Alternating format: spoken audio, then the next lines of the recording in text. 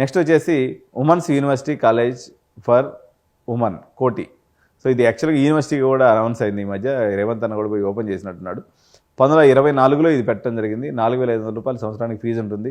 So historic campus అండి, కన్సిస్టెంట్గా academic performance ఇస్తున్నటువంటి క్యాంపస్. ఓకే, ఇక్కడ ఒక హ్యూమరస్గా దీని గురించి ఒక మాట చెప్పాలన్నట్లయితే, ఇక్కడ ఉన్నటువంటి చెట్లు కూడా పోస్ట్ గ్రాడ్యుయేషన్ చేసినట్టుగా బిహేవ్ చేస్తూ ఉంటాయి. సో నెక్స్ట్ వచ్చేసి టాప్ 10లో ఉన్నటువంటి మరో కాలేజ్ భద్రగా college of commerce and arts Hyderabad. 1950లో పెట్టారండి. ఈ కాలేజ్ యొక్క ఫీజు వచ్చేసి 30,000 రూపాయలు ఉంటుంది. యావరేజ్ ప్యాకేజ్ వచ్చేసి 4.2 lakhs per annum ఉంటుంది. Okay, so producing top commerce గ్రాడ్యుయేట్స్ని, అదేవిధంగా సిఏ ఆస్పిరెంట్స్కి ఈ కాలేజ్ పెట్టింది పేరు. ఇక్కడ మీరు ఏ విషయానైనా సరే వీళ్ళు బ్యాలెన్స్ షీట్ రూపంలో మాట్లాడుకుంటూ ఉంటారు పిల్లలు అనమాట.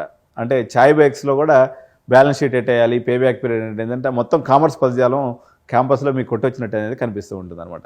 సో ఇవ్వండి మొత్తం టాప్ 10 కాలేజెస్ మనకి తెలంగాణలో ఉన్నటువంటి డిగ్రీ కాలేజెస్.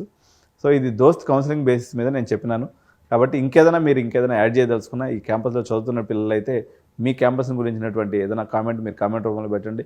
దోస్త్ కౌన్సిలింగ్లో ఎవరైతే చేరదలుచుకున్నారో, మీరు డిగ్రీ కాలేజా, మంచి డిగ్రీ కాలేజా, లేదా బీటెక్ కన్ఫ్యూజన్లో ఉన్నట్లయితే, 89 కెరీర్ కానీ సంబంధించినట్లయితే మీ యొక్క క్యాలిబర్ని బట్టి, మీ యొక్క కెపాసిటీని బట్టి మీరు ఇటుపక్క రాణిస్తారా అనేటువంటి విషయాన్ని తప్పకుండా మీకు చెప్పి మిమ్మల్ని సరైనటువంటి గైడెన్స్ ఇవ్వడంలో 89 ఆల్వేస్ ముందు వరుసలో ఉంటుంది. కాబట్టి వీడియోని తప్పకుండా లైక్ చేయండి, షేర్ చేయండి, అదేవిధంగా ఛానల్ని సబ్స్క్రైబ్ చేసి బెల్ బటన్ నొక్కడం మాత్రం మర్చిపోవద్దు. Thank you so much. జై హింద్, జై భారత్.